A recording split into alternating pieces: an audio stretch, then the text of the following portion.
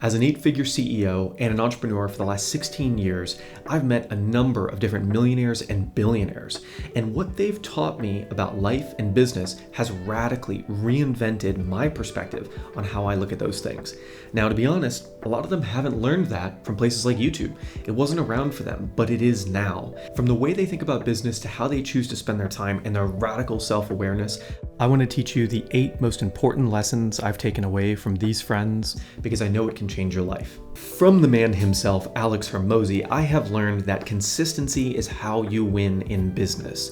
It's doing the boring work. It's doing the things that you narrow down your field focus. In the beginning of a business, in the beginning of your entrepreneurial journey, you need to test a lot of things, see what's going to work. Watching these videos is going to help you refine the things that you test, but eventually in every business, you find at least one thing that produces real revenue, real profit, and then you have to do that thing again and again and again. And it's going to get boring. It's going to get repetitive. You're going to get so good at it. Matter of fact, you're going to become world class. And that's what you lean in on. That's what I've learned from Alex Hormozi.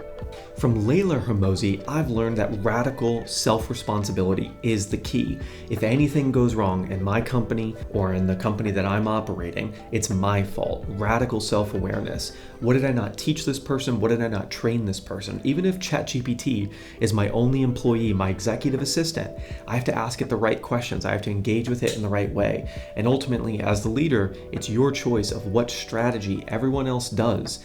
And so take that responsibility. Don't blame other people for the problems in your business because they are ultimately your problems, your systems, your SOPs, the people that you hired.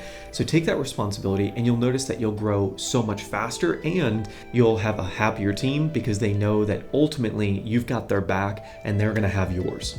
The big thing that Layla says that I love is that you are the common denominator of all your problems, nobody else. From Stephen Bartlett, I learned that failing is actually a really important aspect to plan for in your business. To be fair, in life as well. Let me break this down for you.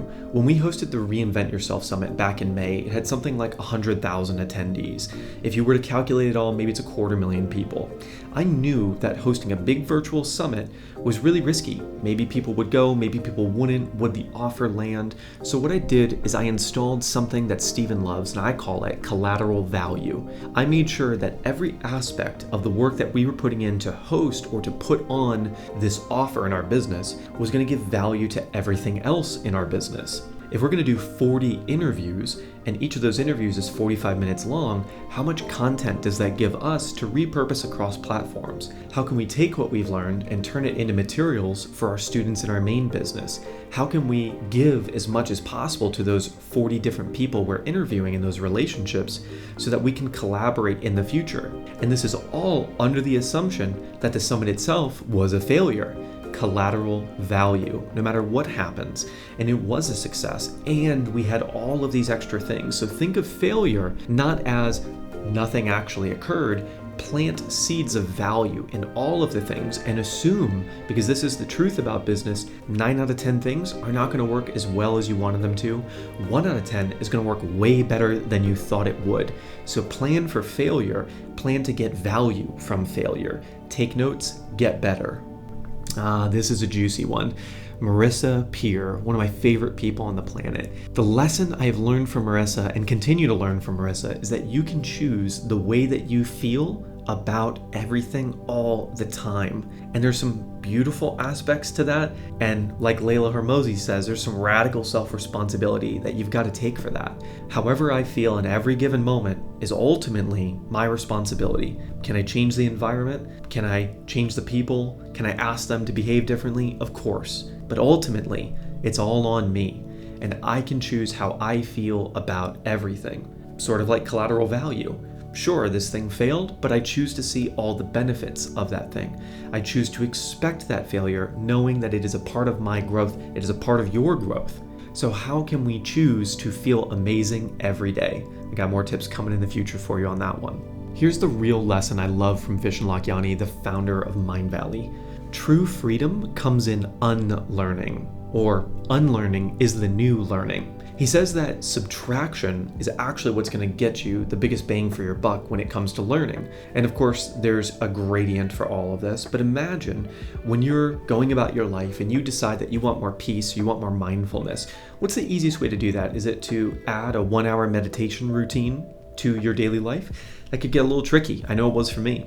Would it be easier to subtract Instagram, to delete it off your phone, or to say that I can't use it between the hours of 6 a.m. and 8 p.m.? And in doing that, I subtract whatever I was doing time-wise on that. What else could I subtract?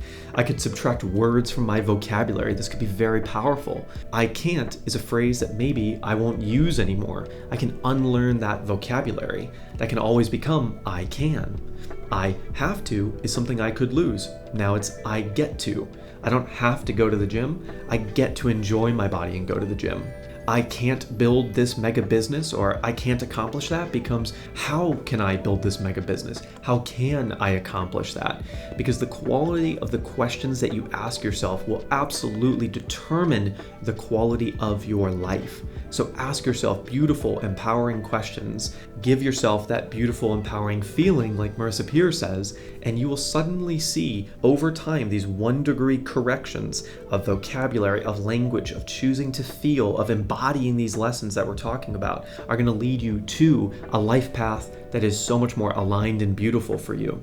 From Garen Jones, I learned the power of your environment. Not just the people you spend time around, but truly the things that you surround yourself with. I noticed this because I've lived in many cities throughout my life. I lived in Minnesota, I lived in Denver, I lived in New Orleans, Houston, Austin, Los Angeles, and I've traveled to over 44 countries.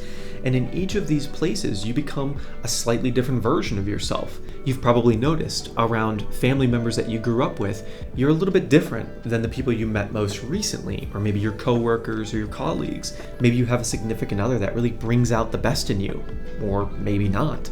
And you'll notice that your environment really impacts everything about your life. So figure out what in your environment is empowering. For me, it's a poster of Maui in the background from 1812 that the Kingdom of Hawaii made.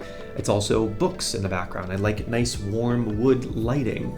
So these are things that help me get into my best state.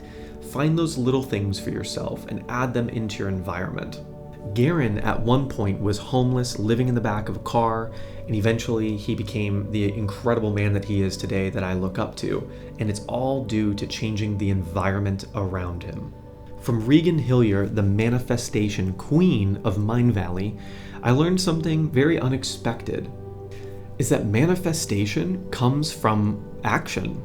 You have to know what you want. You got to feel good about wanting the things that you want. But most importantly, you've got to take consistent, aligned action towards those things. You've got to shed all the beliefs that you can't do it, and you've got to be on the path of commitment, and you've got to organize, you've got to align yourself on a daily basis. I have seen this woman go through so much to get after the things that she is manifesting, the thing that she is pulling in faster and faster because she is so committed to her goals. I've seen her evolve over so many years, and it comes down to these daily actions, the habits, the environment that you're in.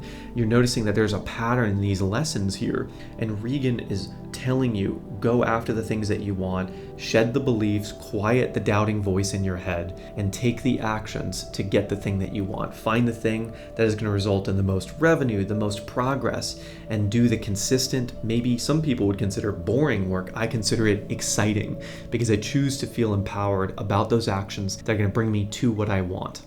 Manifestation isn't magic, it's momentum. It's taking those daily actions to go for the things that you want, to go for the things that you know are going to truly bring you closer, not busy work, but truly taking those leaps of faith, taking those 2 seconds of courage and asking the person, sending the message, making the phone call, doing the work.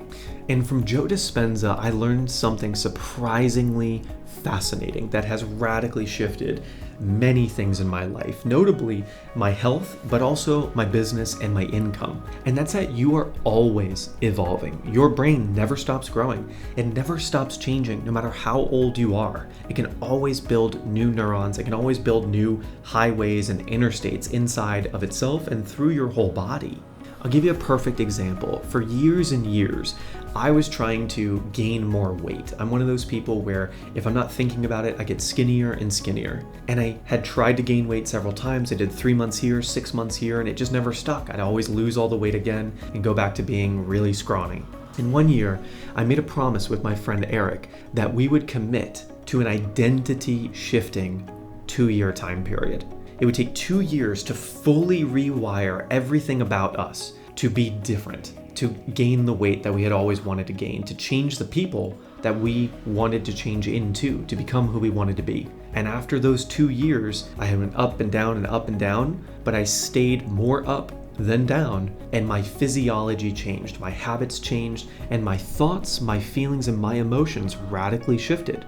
For 2 years, I prioritized protein. I prioritized different decisions. And in that, I changed in some pretty profound ways. You would think it was just physical. It wasn't. It was discipline. It was knowing that I could change something that I had been trying to for a decade in my life by committing to a 2-year repatterning of how I go about life. And now I've done that with many other things in business and others. And all in all, from all these people and some other incredibly influential mentors in my life, I'm going to give you these 2 big takeaways. Number 1, success, and whatever that means for you, is like brushing your teeth.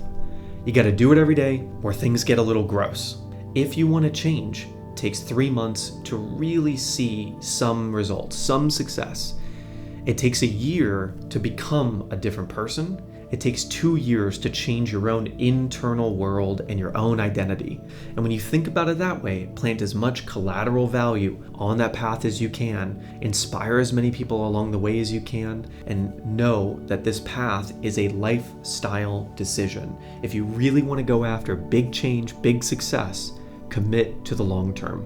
The second big takeaway is your environment is like the playlist at any good party. It can make the vibe or it can ruin the vibe. So upgrade your environment as you go along this journey. Sometimes a big, massive, sweeping change, getting rid of furniture, getting rid of colors, can really make a big difference. Sometimes it's moving into a new house, into a new state, into a new country, because it can really open up space for you to radically change that self-identity that would ordinarily take 2 years if you were in the same place. Not all of us have the choice to radically change our environment, but if you can, change little pieces about it, upgrade things about it, so that you can become this new version of yourself that you're already in the process of by watching this video. And so with that, I'll leave you here, take all these wisdoms. One of the most favorite things for me is reading the comments in the chat. So leave a comment. What do you want to change? Who are you becoming? What's the big thing that you're working on in your business right now? And then I want you to come back to this in 30 days, 90 days, if you remember. Comment on it. Put a little note in your calendar to come back to this video and let me know what's happened, because that gives me the energy, gives me the motivation. I want to help you and I want to see you thrive. See you in the next video.